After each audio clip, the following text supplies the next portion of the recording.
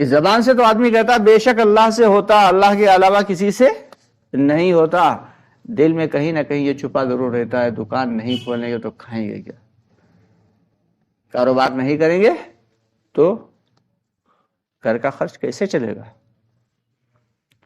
دل سے یہ یقین نکال دینا ہے، اسباب کو اختیار کرنا ہے، اسباب کی حد تک اختیار کرنا ہے۔ اسباب کو اس لیے اختیار کرنا ہے کہ اسباب آزمائش ہے۔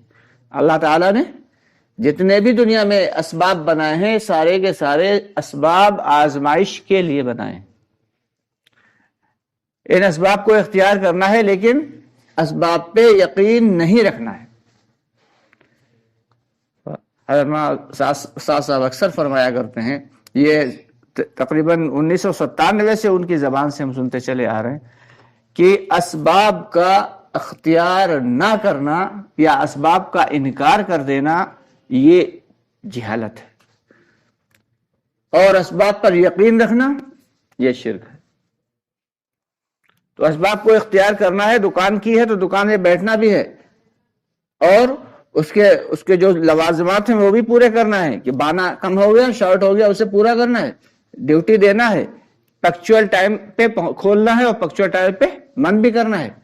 مگر یہ سوچنا کہ اس دکان سے ہم پل رہے ہیں، یہ شرک ہے۔ ایک شخص ملازمت کر رہا ہے، کہیں نوکری کر رہا ہے، چاہے جاب کر رہا ہو، خواہ پرائیویٹ جاب ہو یا سرکاری نوکری ہو، یہ سوچنا کہ اس نوکری سے ہم پل رہے ہیں، یہ شرک ہے۔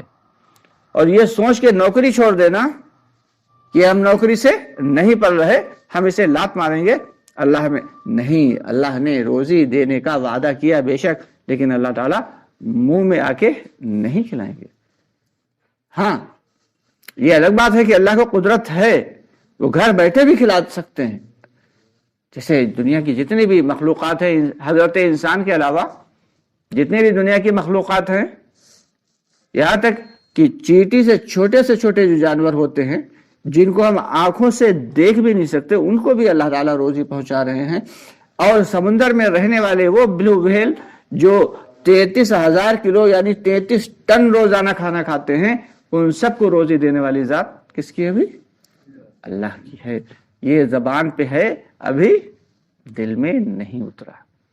جس دن دل کے اندر اتر گیا اس دن سمجھو مسئلہ حل ہو گیا، اس دن مسئلہ حل ہو گیا۔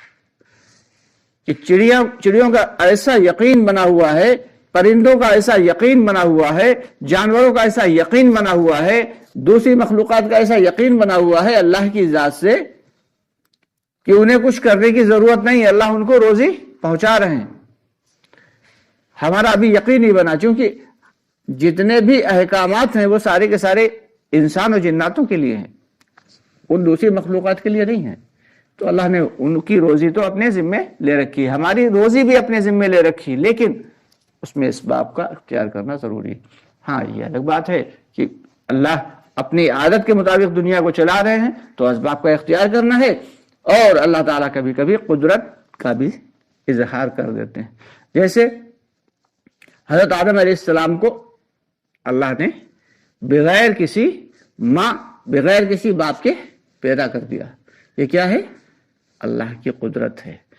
جنرلی طور پہ ہم دیکھیں تو دنیا میں کیا ہوتا ہے، جب مرد اور عورت ملتے ہیں، نکاح میں آتے ہیں، اور اس کے بعد اللہ تعالیٰ اولاد کو پیدا کرتے ہیں، یہ اللہ کا ایک سنت ہے، اللہ کی عادت ہے، یہ ایک طریقہ اسباب بنا دیا۔ لیکن اللہ نے اپنی قدرت دکھائی کہ حضرت آدم علیہ السلام کو بغیر کسی مرد بغیر کسی عورت کے اللہ تعالیٰ نے پیدا کر کے دکھا دیا، اور حضرت حوا علیہ السلام کو بغیر کسی باپ کے اور بغیر کسی ماں کے پیدا کر کے دکھا دیا، یہ اللہ کی قدرت ہے۔ حضرت عیسیٰ علیہ السلام کو صرف ماں سے بغیر کسی باپ کے پیدا کر کے دکھا دیا، یہ اللہ کی قدرت ہے۔ تو اللہ کی قدرت میں ذرہ برابر بھی شک کر لینا، یہی تو شرک ہے، یہی شرک ہے۔ اور اللہ تعالیٰ دو چیزیں کبھی سب کچھ معاف کر دیں گے، لیکن شرک کو کبھی معاف نہیں کریں گے۔ جس نے شرک کر لیا اس کی کوئی گنجائش نہیں. بڑے سے بڑا گناہ کر لے انسان, بڑے سے بڑا گنہگار ہو, اور ایک مرتبہ اللہ تعالیٰ سے توبہ استغفار کر لے. حدیث کا مفہوم ہے کہ اللہ خود فرما رہے ہیں کہ زمین سے لے کے آسمان تک تم گناہوں کو بھر کے آ جاؤ میرے پاس. زمین سے لے کے آسمان تک کتنی دوری کتنی ہے کہ لا محدود, اس میں ہم گناہ ہی گناہ بھر دیں اور اللہ رب العالمین معاف کرنے پہ آ جائیں تو معاف کر دیں گے. سچے دل سے ایک بار توبہ کر لی, یغفر لکم ذنوبکم, اللہ تعالیٰ فرماتے ہیں یہ نہیں کہا کہ تم توبہ کرو, ہم جی چاہے گا تو قبول کر لیں گے, جی چاہے گا تو نہیں معاف کریں گے, یہ نہیں کہا. یغفر لکم ذنوبکم, اللہ ہمارا کتنا پیارا کتنا رحیم ہے کہ تم معافی طلب کرو ہم معاف کر دیں. کوئی مشکل نہیں اللہ کے لیے. دنیا کے سارے انسان, دنیا کے سارے جنات, دنیا کے سارے فرشتے, دنیا کی ساری مخلوقات ایک وقت میں ایک ہی جگہ ایک ہی میدان میں کھڑے ہو کے اللہ تعالیٰ سے جو مرضی ہے مانگ لیں, اور اللہ تعالیٰ ان سب کو ان سے مرضی کے مطابق اور اس سے 10 گنا بھی عطا کر دیں. اللہ تعالیٰ کے خزانے میں اتنی بھی کمی نہیں آئے گی جتنی سمندر کے پانی میں انگلی ڈبو کے نکال لیا جائے تو پانی میں کمی آ جائے, لیکن اللہ کے خزانوں میں اتنی بھی کمی نہیں آئی.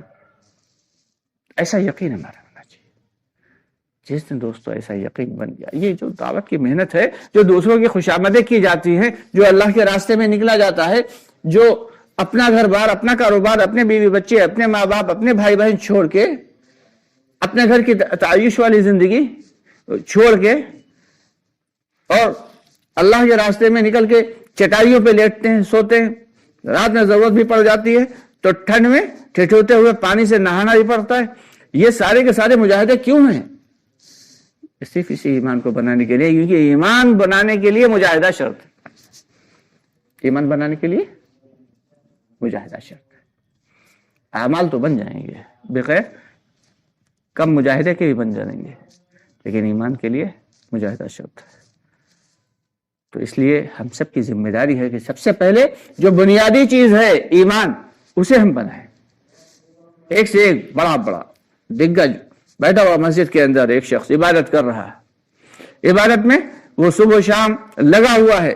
تھوڑے دن کے بعد لوگ اس کے پاس پہنچنے لگیں گے, حضرت دعا کر دیجئے, حضرت دعا کر دیجئے. دعا کروانے کے لیے لوگ پہنچیں گے, ہدیہ و ہدایہ پیش کریں گے, یہ رکھ لیجئے, ارے نہیں مجھے نہیں چاہیے, ارے حضرت رکھ لیجئے.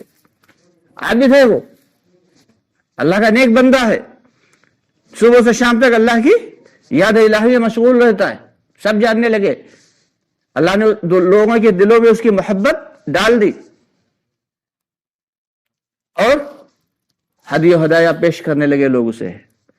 اور ایک وہ شخص ہے جو اللہ کے راستے میں 3 دن لگا رہا ہے یا اللہ کے راستے میں گشت کر رہا ہے, تو کیا ہوئے گا بھائی؟ جائے گا لوگوں کے دروازوں پہ, لوگوں کی دکانوں پہ, اور اسے کہے گا گدی چھوڑو, آؤ مجھ سے 2 منٹ کی بات کریں گے, کائے کی دین کی بات کریں گے. وہ کہے گا ایسا ہے ابھی نماز پڑھ کے آئے ہیں, چلو جاؤ اپنا کام کرو جا کے.